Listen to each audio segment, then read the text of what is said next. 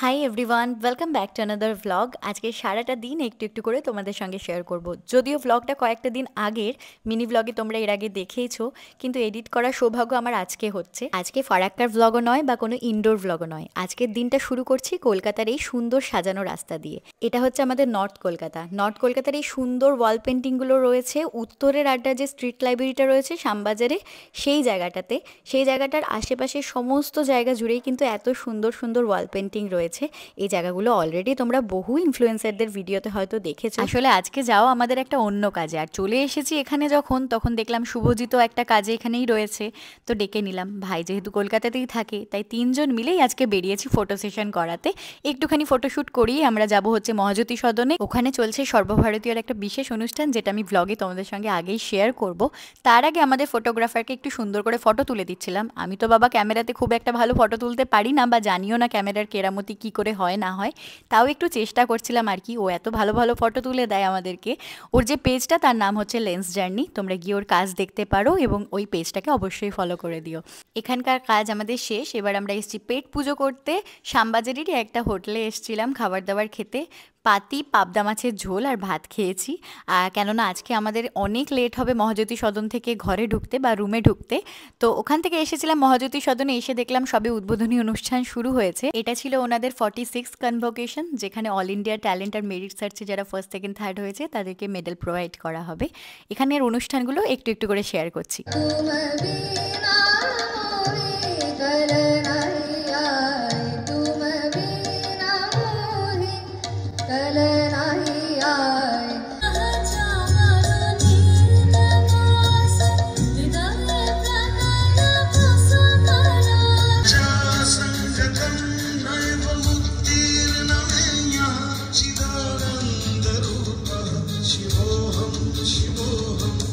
আরও অনেক অনুষ্ঠান ছিল আজকের, যেগুলো সবকটা রেকর্ড করা পসিবল হয়নি, এতটাই মন্ত্রমুগ্ধ হয়ে অনুষ্ঠানটা দেখছিলাম।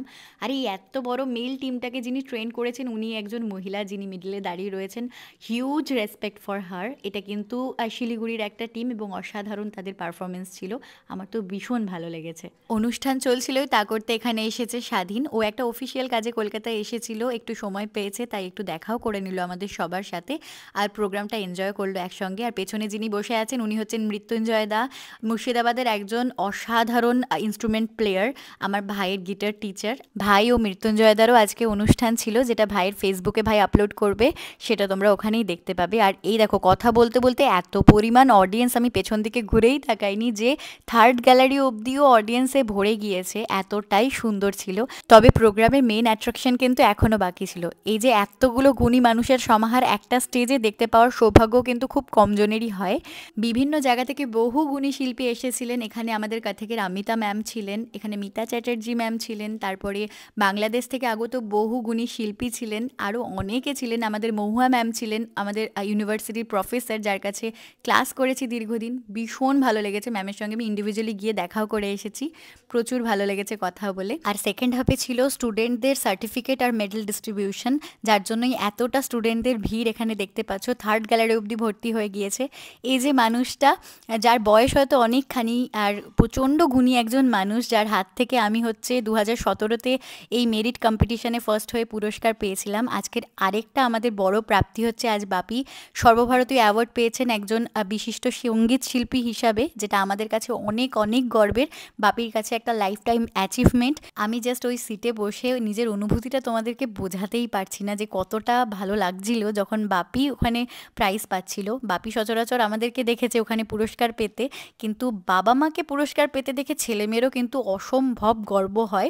আর আমি সত্যি কথা বলতে প্রচণ্ড প্রাউড ফিল করি যে আমি আমার বাপি মায়ের মেয়ে, এবং ভাইও সেম ফিল করে। যাই হোক, তারপরে ছিল এই যে মেডেল ডিস্ট্রিবিউশন, যারা ফার্স্ট সেকেন্ড থার্ড হয়েছে তাদেরকে। আর এই যে আমাদের যে অ্যাচিভমেন্ট, কালকে রয়েছে কিন্তু আমার স্টুডেন্টদের প্রাইজ ডিস্ট্রিবিউশন। যারা যারা আমার স্টুডেন্টদের মধ্যে যারা যারা ফার্স্ট সেকেন্ড থার্ড হয়েছে তারা পুরস্কার পাবে আগামীকাল। তো সেই সময়টা আমার আর থাকা হয়নি। এই যে মাহাজাবিন, ও গানে পুরস্কার পেয়েছে আজকে। আর আমরা এখান থেকে বেরিয়ে চলে এসেছি শিয়ালদার স্টেশনে। আজকে আমরা চলে যাব বাড়ি। তো ব্লগটা এখানেই এন্ড করছি, দেখা হচ্ছে নেক্সট ব্লগে তোমাদের সাথে খুব তাড়াতাড়ি। তার আগে বলে দিই, যদি তোমরা আমার চ্যানেলটাকে এখনও সাবস্ক্রাইব না করে থাকো অবশ্যই করে দিও। টাটা, টেক লাভ।